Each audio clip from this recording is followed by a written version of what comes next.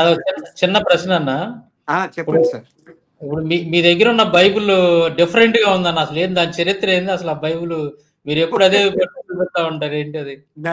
నా దగ్గర ఉట్టి బైబిల్లో ఒక 2,00,000 రూపాయల బైబిల్ ఉన్నాయండి.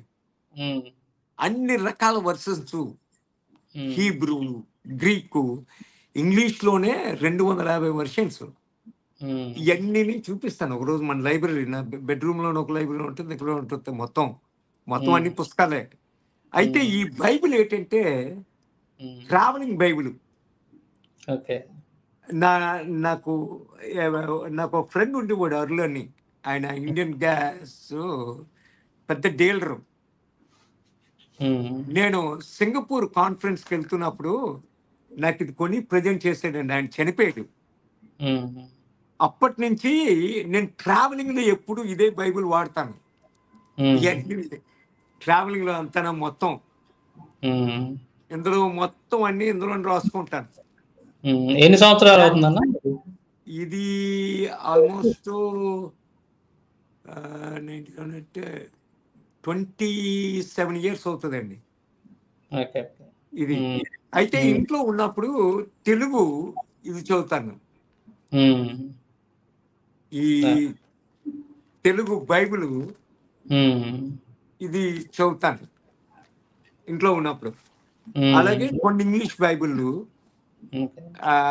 అవి ఇంట్లో ఉన్నప్పుడు ఇంగ్లీష్, తెలుగు డిఫరెంట్ పర్షన్స్ ఇలాగా చదువుతాను. ఇది మట్టుకు ఏ మీటింగ్ అయినా, ఏ ట్రావెలింగ్ అయినా ఇదే తీసుకెళ్తాను. సరే, థ్యాంక్ యూ అన్న. ఈవెన్ నేను ఫ్లైట్ లో కూర్చున్నాను అనుకోండి, ఫస్ట్ తీసి చదివేది ఇదే బైబిల్. నేను ఫోన్ లో చదవనండి. కారణం అంటే తెలుసా? ఫోన్ లో చదివితే పక్కోడికి తెలియదు నువ్వు ఏడు చదువుతున్నావో. ఏదో నువ్వు వాచ్ చేసి వాట్సాప్ మెసేజ్ ఏదో చదువుకున్నావు అనుకుంటాడు, ఇన్స్టాగ్రామ్ అని. అడిగి నువ్వు బైబిల్ చదువుతున్నావు అని తెలియదు. అడిగి తెలియాలంటే ముందు బైబిల్ తీసే చదవాల. దీని మీద భలే ఇన్సిడెంట్లు ఉన్నాయండి. నాకు జీవితంలోనే ఎప్పుడు మర్చిపోలేని ఇన్సిడెంట్లు ఉన్నాయి. ఇది చదివి ఒకసారి ఇప్పుడు యుఎస్ ఇలాగ వెళ్ళినప్పుడు 18 గంటలు 16 గంటలు జర్నీ. ఆ జర్నీ మొత్తంలో అంతా కూర్చొని చదువుతానండి. ఇదే ఈ బైబిలే మార్క్ చేసింది లోన ఫుల్ డైరీ లాగా అన్ని రాసి ఉంటాయి. అన్ని లోన ఇవన్నీ. ఒకసారి చెప్తే నమ్మరు కానండి, నేను రోమ్లోన మార్షల్ ఆర్ట్స్ కాంపిటీషన్కి వెళ్ళాను. వెళ్ళి నేను ప్యారిస్కి వచ్చాను. ప్యారిస్కి వచ్చి నా టికెట్ ఇస్తే ఆ టికెట్ చూసే కౌంటర్ మ్యాన్ది, నీకు కన్ఫర్మ్ అవ్వలేదు reservation, after 1 week you come అన్నది. 1 week ఎక్కడ ఉంటాం ప్యారిస్లో?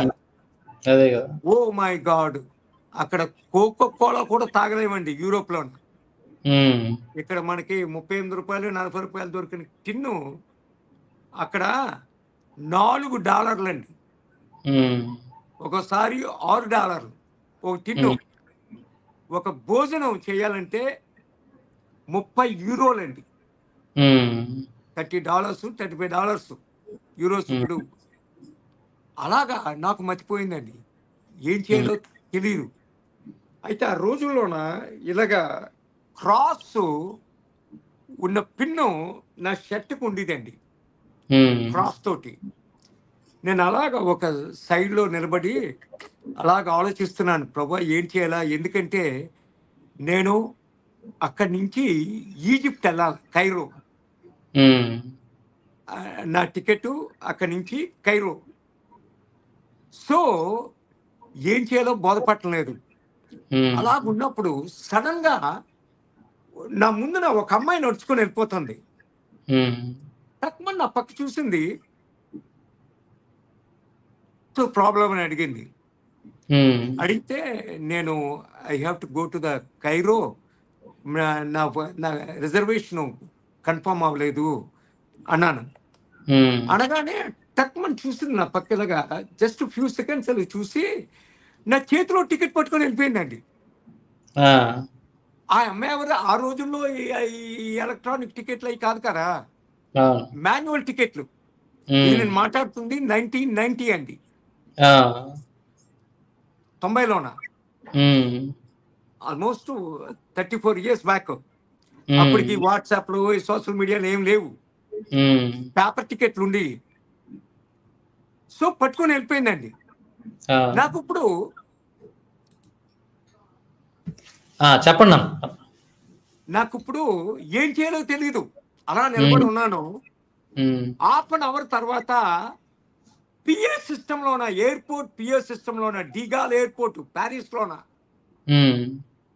ఆ ఎయిర్‌పోర్ట్‌లోన షౌరి బాబు కోనా హ్మ్. కాంటాక్ట్ ఎయిర్‌పోర్ట్ మేనేజర్ హ్మ్.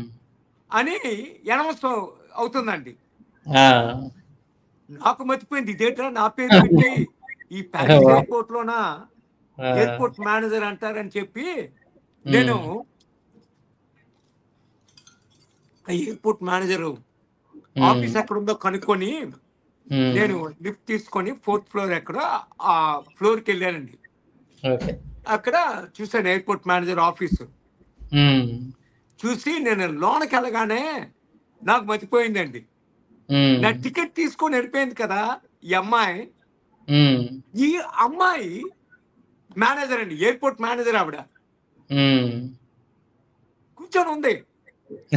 కూర్చొనండి నా టికెట్ నాకిచ్చింది. "యూ గో ఆ! బోర్డ్ ద ప్లేన్" అని. ఆ! నేను షాక్ అయిపోయాను. అది ఆ! ఫస్ట్ క్లాస్ టికెట్ అది. ఆ! బిజినెస్ క్లాస్ నాది క్యాటిల్ క్లాస్ అంటే ఎకానమీ క్లాసు. ఓకే. ఈ టికెట్‌కి, ఆ టికెట్‌కి డిఫరెన్స్ 4 రెట్లు. హ్మ్. ఇది $500 అయితే హ్మ్. అది $2000. ఆ! నేను చెప్పాను, నాకు ఫస్ట్ క్లాస్ వద్దు మేడం. హ్మ్. నాది నాది ఎకానమీ క్లాసు. నా టికెట్ ఇది, ఈ టికెట్ నాది కాదు అన్నాను. హ్మ్. అని ఆవిడేమన్నదో తెలుసా? "I hmm. No you are a Christian. I saw ah! A cross. Ah! You don't worry. You go sit in the okay. First class" అన్నది. ఓకే. నాకు మతిపోయింది. ఆ! ఎందుకంటే ఇప్పుడు మామూలుగా అంటే ఎవడికి తెలీదు మనం ఏంటో. హ్మ్. ఆ క్రాస్ సింబల్ చూసి హ్మ్. టక్ she know I am a Christian. Hmm. అందుకు హెల్ప్ చేసింది. హ్మ్. అయిపోయిన తర్వాత నేను ప్లేన్‌లో కూర్చున్నానండి. హ్మ్. అది బోయింగ్ 747. హ్మ్. నేను ఆ ఫ్లైట్‌లో కూర్చొని బైబిల్ తీసి చదువుతున్నానండి ఇలాగ. హ్మ్. ఇది ఇలాగ చదువుతుంటే నా హ్మ్. పక్కన ఒకాయన కూర్చున్నాడండి. Elderly man. హ్మ్. ఆయన ఆ పక్కన ఇంకోడు కూర్చుంటే ఆయన పక్క చూసి హ్మ్. నవ్వుకొని నన్ను ఏలాకోలం చేసాడండి. నాకు ఫ్రెంచ్ రాదు. ఆ! అయితే ఒకటి మట్టుకు బోధపడేదేంటంటే, నన్ను గురించే ఏలాకోలం చేసి పక్కోడికి చెప్తాడని నాకు తెలిసిపోయింది. హ్మ్. తెలిసిన తర్వాత ఫ్లైట్ హ్మ్. టేక్ ఆఫ్ అయిందండి. ఆ! చేసిన తర్వాత ఆయన నన్నన్నాడు, "ఆర్ యూ క్రిస్టియన్?" అని అడిగాడు. హ్మ్. అడిగితే, "యెస్ సార్" అని చెప్పాను. Hmm. "What is that you are reading Bible? Hmm. It is a 3500 year old book. So how it is useful today for you" అని అడిగాడు. ఆడు హ్మ్. ఏథియిస్ట్ ఆడు. హ్మ్. ఆడి పేరు స్టిఫెనీ. స్టిఫె ఆ! స్టిఫె ఆహ్, స్టిఫెనీ జీన్. హ్మ్. హ్మ్. అంటే స్టీఫెన్ జాన్ ఆడి పేరు. ఆ! ఆళ్ళు ఫ్రెంచ్‌లో స్టిఫెనీ అంటారు. జీన్ అంటే జాను. హ్మ్. అయితే వాడికి పేరు క్రిస్టియన్ పేరు తప్ప నాస్తికుడాడు. హ్మ్. ఆడికి దేవుని కృప వలన 6 అవర్స్ అండి. హ్మ్. రోమ్ నుంచి కైరోకి హ్మ్. ఎక్స్‌ప్లెయిన్ చేశానండి. వాట్ ఈస్ బైబిల్ అని దేవుని కృప వలన. హ్మ్. ఆయన ఏంటి తెలుసా? ఆయన ఎవరు తెలుసండి? He is not ordinary fellow. ఆ! ఈజిప్ట్‌కి 30 ఎయిర్ బస్ ప్లేన్‌లు డెలివరీ చేస్తున్నాడు. ఈడు టెస్ట్ పైలట్ అండి. ఆ! ఓకే. ఈడే ట బ టెస్ట్ చేసి సర్టిఫై చేసి ఇయ్యాల. ఆ! ఎయిర్ బస్ ఇండస్ట్రీస్‌కి హ్మ్. ఈయన టెస్ట్ పైలట్ అండి. హ్మ్. చూసుకోండి. తర్వాత నేను నా కార్డ్ ఇచ్చాను. ఆయన నాకు హ్మ్. కార్డ్ ఇచ్చాడు. హ్మ్. ఆయన దగ్గర నుంచి నాకు లెటర్ వచ్చిందండి. ఆ! నేను ఐ గ్లోరిఫైడ్ గాడ్. ఏంటి తెలుసా? ఆ! Because of you I'm reading regularly Bible అన్నాడండి. అబ్బా! ఆ! ఆ! ఆ! ఎందుకే ఎప్పుడు జీవితంలోన మర్చిపోనండి. అందుకే ఇప్పుడు కూడానా నేను డొమెస్టిక్‌లో గాని, ఇంటర్నేషనల్‌లో గాని ఏ ఫ్లైట్‌లో కూర్చున్నా, హ్మ్. కూర్చున్న వెంటనే హ్మ్. ఫస్ట్ దేవుని వాక్యం తీసి చదువుతానండి. హ్మ్. అది అదొకటి. ప్లేన్‌లో ఎగరడానికి మనకు డబ్బులు కావాలా? హ్మ్. ప్లేన్‌లో దిగడానికి దేవుని కృప కావాలా? అవునన్నా. కరెక్ట్ అది. దేవుని కృప ఇట్లే కరెక్ట్. దేవుడు అనకూడదు గానండి. 3 టైమ్స్ ఎయిర్ యాక్సిడెంట్‌లో సాలిడ్ ఎయిర్ హ్మ్. క్రాష్‌లో అన్నమాట. అలాంటి దాంట్లోంచి దేవుడు నన్ను సేవ్ చేశారండి. హ్మ్. ఇది ఆయన కృప. అవును. అందుకే సో, ఏండి బైబిలు నిజంగా మేము చాలా మంచి విషయాలు తెలుసుకున్నామండి ఈరోజు మీరు చెప్పిన విషయాలు. అమ్మో! అంటే ఫోన్‌లో ఇప్పుడు ఒకవేళ సపోజు మనం ఇమాజినేషన్ చేసుకుంటే ఆ టైంలో ఫోన్‌లున్నాయనుకోండి బహుశా. మీరు ఆ బైబిల్ కాకుండా ఏదో ఫోన్‌లోనే ఫోన్‌లో ఆడు బైబిల్ పట్టించుకోడు. చదువుతున్నారనుకోండి. పట్టించుకోడా ఆడసలు ఏదో ఏదో చూసుకుంటున్నాడులే. పట్టించుకోడు. ఏదో చదువుతున్నాడు ఏదో అనుకుంటాడు తప్ప ఆ! ఆడు పట్టించుకోడు. మీరు ఆ బైబిల్ చదవటం వల్ల, అతను అడగటం వల్ల మీరు సువార్త చెప్పే అవకాశం వచ్చింది. ఆత్మ అంతే రక్షించబడింది. కదా! అంతే కదా!